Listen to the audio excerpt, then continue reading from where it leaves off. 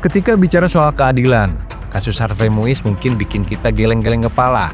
Suami dari artis Sandra Dewi ini dinyatakan bersalah dalam kasus korupsi PT Timah yang menyebabkan kerugian negara sebesar 300 triliun rupiah. Fantastis bukan?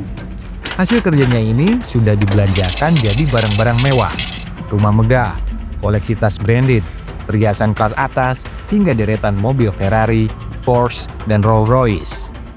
Namun, hukuman yang dijatuhkan oleh pengadilan tipikor justru bikin dahi berkerut. 6,5 tahun penjara, denda 1 miliar rupiah, dan uang pengganti 210 miliar rupiah. Itu pun jauh di bawah nilai kerugian negara yang ditimbulkan.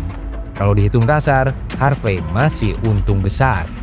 Lebih parahnya, kejahatan ini bukan cuma merugikan secara finansial, tetapi juga punya dampak serius terhadap lingkungan. Modusnya, Harvey dan kawan-kawan menerbitkan surat perintah kerja untuk melegalkan pembelian biji timah dari tambang ilegal. Aksi ini menimbulkan kerusakan lingkungan dan eksploitasi sumber daya tanpa kendali. Tak heran, vonis ringan itu mendapat hujatan kritik dari banyak pihak, termasuk Mahfud MD. Kalau mau bicara soal perbandingan, coba lihat kasus Budi Said. Pengusaha Surabaya, ia dinyatakan bersalah karena korupsi pembelian 1,1 ton emas antam yang dijatuhi hukuman 15 tahun penjara dengan ganti rugi 35,5 miliar rupiah, setara 58,841 kg emas. Nilai kerugiannya jauh lebih kecil dibandingkan Harvey, tapi hukumannya justru lebih berat. Logikanya, semakin besar korupsi, semakin berat hukuman. Tapi realitas hukum di Indonesia, ya begini.